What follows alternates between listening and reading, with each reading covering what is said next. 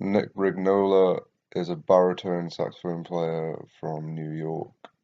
He was born in 1936 to a musical family.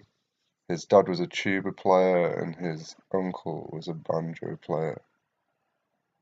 He recorded his first album with Pepper Adams in 1977 and recorded 11 studio albums from that time until 1993. He died in 2002 of cancer. Nick Brignola had a varied musical career, playing with people like Miles, Monk, Buddy Rich. He extensively toured with Ted Curzon in the 60s. In 1981, Nick Brignola was nominated for a Grammy for his album LA Bound. He lost out to Bill Evans' trio. It was in the category of Best Jazz Instrumental Performance Group. The piece we're going to be looking at today is Joy Spring. Nick recorded this in 1989 for his album Rain Check. Let's have a look in some more depth. If we take his opening phrase, we can see he is utilizing the altered scale, the B flat being the flat 9, the C being the sharp 9, the D flat being the major third, and the F being the flat 13.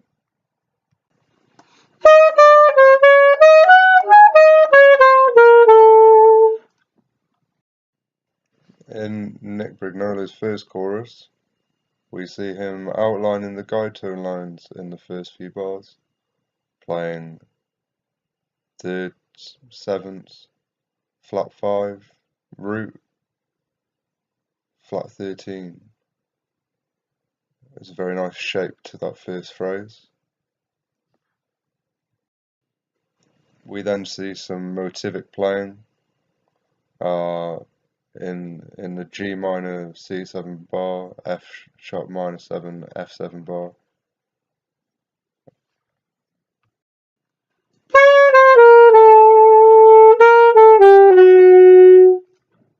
This is then expanded and runs into the second A, which, as we know in Joy Spring, is up a semitone, but with the same changes. He plays a really nice pentatonic phrase going into the second chorus, which is a 2/5 in E flat major.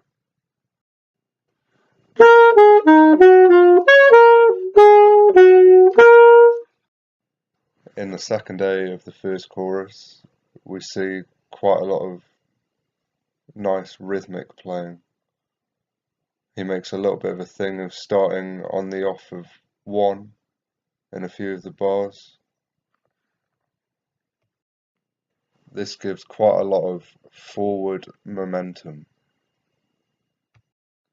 In the bridge, he really outlines the harmonic movement of the E major to E minor A7.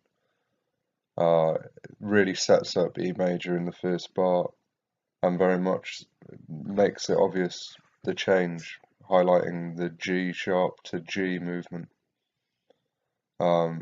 He also does this in the next bar with D major going to D minor.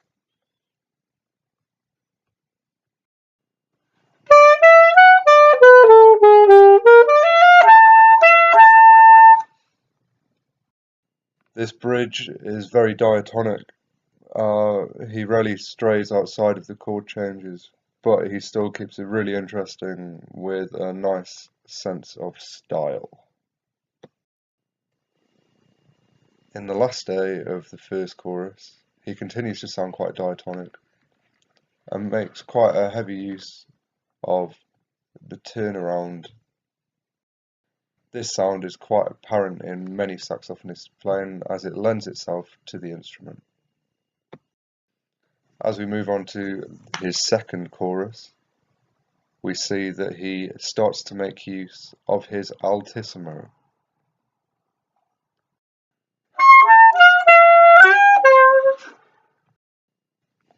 Altissimo is the range above what is standard of a saxophone, which is heavily reliant upon harmonics. It sounds quite waily, but I think it's really nice. It sort of lends itself to I equate it to the crack in your voice between your lower voice and your falsetto. The second chorus continues in the same fashion as the first, playing a lot of bebop style lines with great rhythmic intent. The last bar of the second A is a really nice 2/5 lick and really sets up the E major sound in the bridge.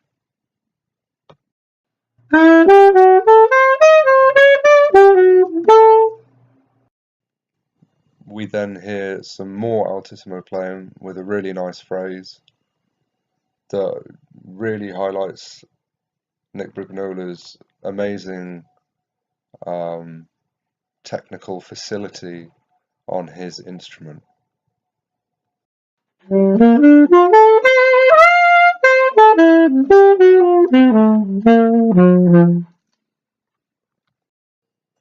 In the last day, Nick plays a really nice phrase involving triplets.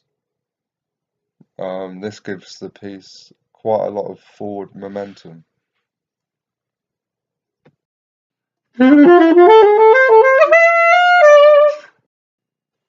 He then plays a nice motivic figure which he expands, and then we see him use the full range of the instrument, going down to a low B flat and then starting the third chorus on a low A, the lowest note on a baritone saxophone. The third chorus starts with a really nice rhythmic figure in groups of threes, and he's still really playing off the guide tones, very much outlining the harmony. Even when he plays out, it's still very controlled.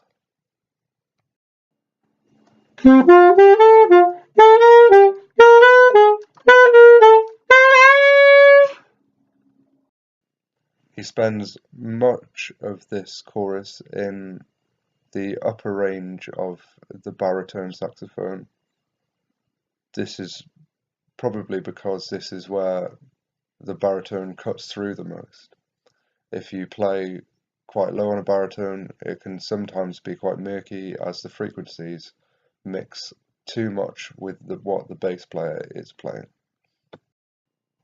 The last day of the third chorus, Nick opens with a really nice melodic phrase, which he then goes on to play some nice eighth notes outlining the harmony and finishing his phrase, which then leads to the bass solo.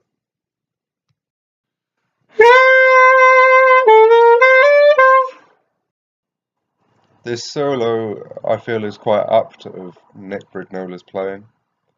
In a lot of his albums, he plays very raucously, and has an amazing technical facility which he really implements and shows on this track.